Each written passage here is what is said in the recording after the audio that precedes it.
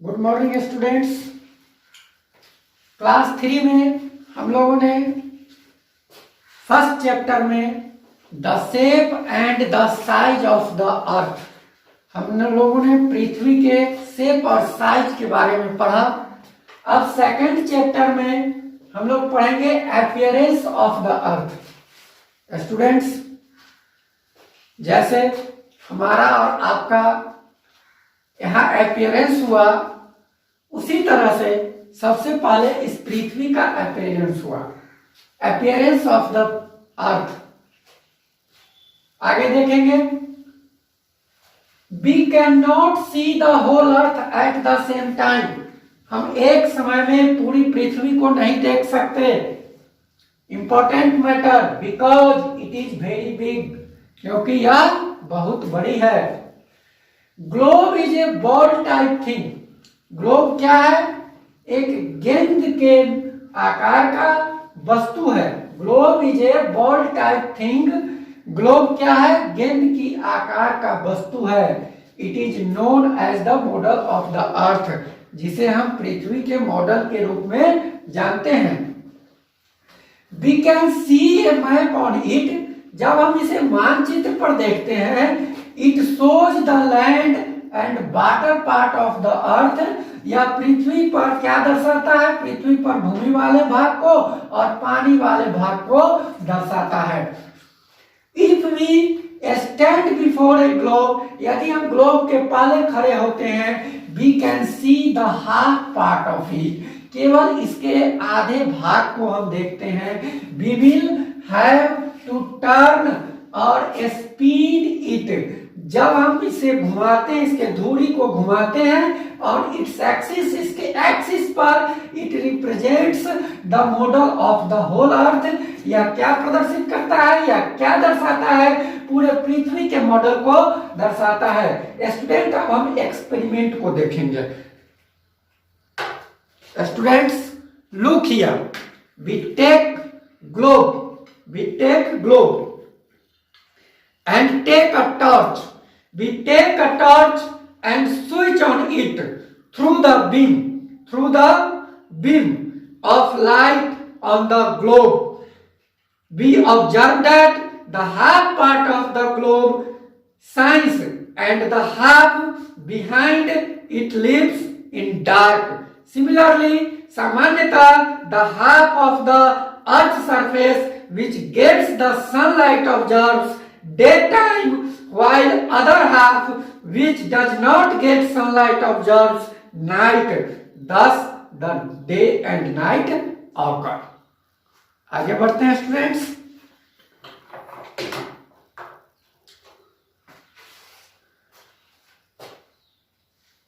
If we see on globe, यदि हम globe पर देखते हैं, if we see on globe, यदि हम ग्लोब के ऊपर देखते हैं, we will find the blue colour. यह नीला कलर जो है, सोज द वाटर बॉडीज, यह पानी वाले भाग को दर्शाता है।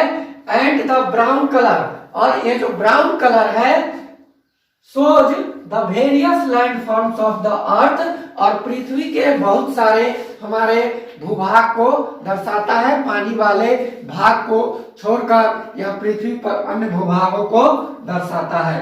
अब हम आगे चर्चा करेंगे students, water bodies of the earth. Water bodies of the earth. There are many water bodies on the surface of the earth. पृथ्वी के सतह पर बहुत सारे पानी वाले भाग हैं। The main water bodies are as follows. The main water bodies are as follows. जो मुख्य पानी वाले भाग हैं वो निम्नलिखित हैं, जैसे oceans, very large bodies of water, पानी का बहुत बड़ा भाग, are said to be ocean, जिसे हम क्या कहते हैं? ओशियंस कहते हैं, महासागर कहते हैं। दे आर 5 in numbers, इन 5 है। इनकी संख्या कितनी है? 5 है। The Arctic oceans, the Pacific Ocean, the Atlantic Ocean, the Indian Ocean, and the last, the Arctic Oceans. Very important matter. The Pacific is the largest of all oceans. यह Pacific जो है यह सभी महासागर में सबसे बड़ा महासागर है। Which covers 1/3 part of the earth surface. यह पृथ्वी के 1/3 भाग को कवर करता है। यानी कि पैसिफिक ओशियन जो है यह पूरे पृथ्वी के सतह को 1/3 भाग को कवर करता है। It is also the deepest of all oceans. और यह सभी महासागर में सबसे गहरा महासागर है।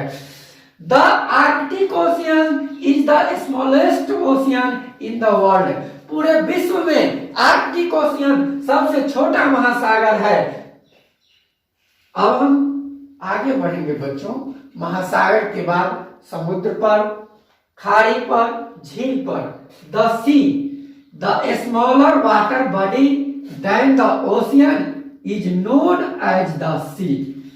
द स्मॉलर वाटर बॉडी, पानी की एक छोटा भाग, देन द ओशियन, जो महासागर से छोटा है, इज नोन एज द सी। इसे हम समुद्र कहते हैं, इसे समुद्र के नाम से जानते हैं। As for example the Black Sea, the Red Sea, etc। Just like the bay, खाड़ी। The projection of the ocean into land is called the bay. यहां लिखा है बच्चों the projection of the ocean, यानी महासागर से निकलने वाला पानी जो भूमि पर निकलता है। महासागर से निकलकर पानी जो भूमि पर आता है उससे क्या बनती है?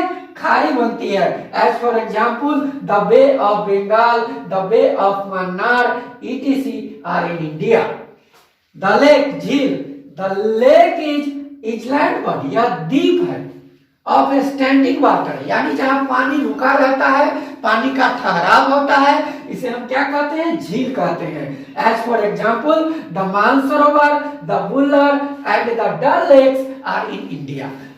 जैसे मानसरोवर, बुल्लर और डल झील जो है ये सभी कहाँ है? भारत में है। स्टूडेंट्स, हम लोगों ने इससे पहले वाटर बॉडीज के बारे में देखा। अब हम land forms of the earth इसके बारे में जानकारी लेंगे। The land forms of the earth. Land forms पृथ्वी के जो भूभाग है उसमें क्या है? कंटिनेंट, महादेश। कंटिनेंट दैट मीन्स महादेश। The large piece of land is called a continent. The large piece of land is called a continent. भूमि के बहुत बड़े टुकड़े को, भाग को हम क्या कहते हैं? महादेश कहते हैं। There are 7 continents on the earth. पृथ्वी पर 7 महादेश हैं। दे आर फॉलोइंग, वे निम्नलिखित हैं। Asia, Africa, north America, south America, Antarctica, Europe, Australia. Very important matter, Asia is the largest continent of the world.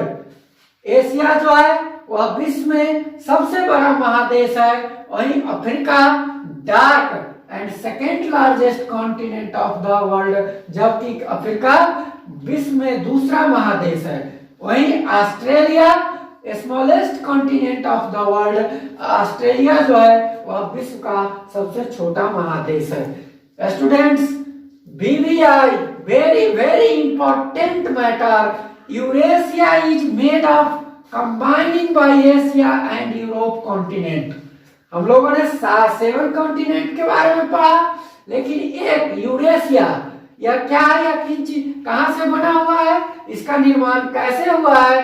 तो हम यहाँ देख रहे हैं कि एशिया और यूरोप महादेश से मिलकर के यूरेशिया का निर्माण हुआ है। The land surface of the earth, the land surface area of the earth is about 30% of total surface of the world।